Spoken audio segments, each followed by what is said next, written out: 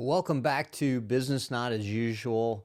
My name is Matt Shatskin, and today I want to talk about three things, really two that describe challenges dealing with coronavirus impacts on the supply chain.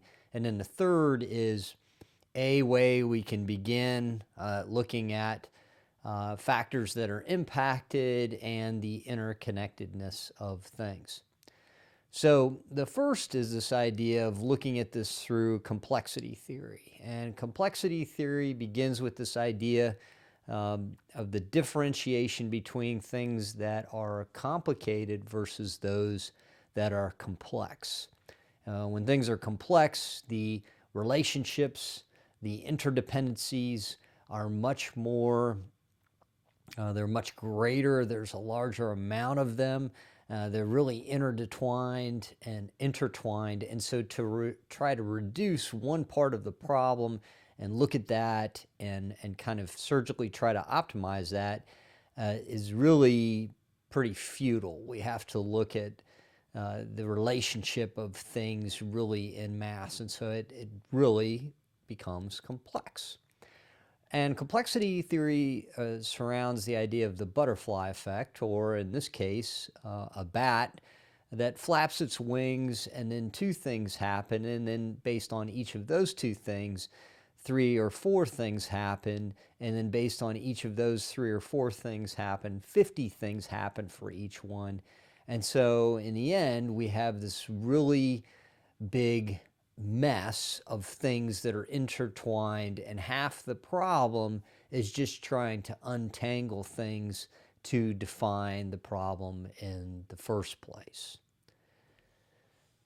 The other thing I want to talk about is this is really, I wouldn't say classic bullwhip, but for several years, me personally, I've been thinking about what truly causes bullwhip and how bullwhip and the idea of it was less relevant in today's society and operations business environment because we have such sophisticated information systems.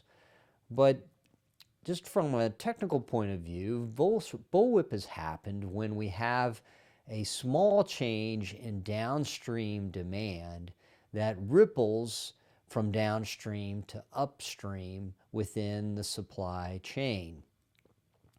And it's often caused or might be complemented by some form of disruption.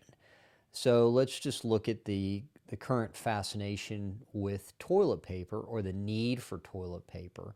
We've gone from the slight fluctuation downstream in demand that's rippled throughout the supply chain in terms of distributors and wholesalers trying to get toilet paper to meet that demand, and then manufacturers stepping up to make that toilet paper. And probably more closer to home or needed is face masks and other medical supplies. That is going to ripple up through the supply chain. Now, hand in hand with this has been, not always hand in hand, but can be disruption. And I think the leading challenge here is that conventionally we look at disruption happening in a relatively defined place. So for example, a natural disaster in China, a tsunami, a labor strike in Pakistan, or a line of communication closed in Pakistan, or some other kind of resource shortage in a defined part of the world that breaks the supply chain and causes some adverse effects downstream. Well, with this, the disruption is really everywhere. That's part of the challenge, is we don't really have one place that we can concentrate on. We have kind of these butterfly effects that now is very hard to separate and segregate, and therefore mitigate. And so with that, the last slide I have today, or the last point, is a way to kind of think about the factors involved here. And so we could talk about people, product or service, and cost. And so we think about people, we could think about both consumers and people in terms of form of labor, how we might be challenged to have enough of those to sustain demand or to meet supply. And based on that, we might have a higher cost or not enough to sustain the cost of operations. And those things might affect our ability to produce product or provide service.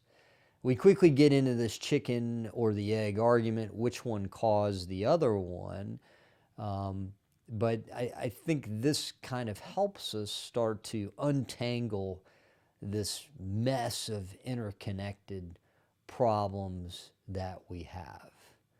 More tomorrow on some ideas about where we could consolidate effort and where that might be prudent, and also in forthcoming video casts, the nature of operation centers and their value, along with sophistication of information systems.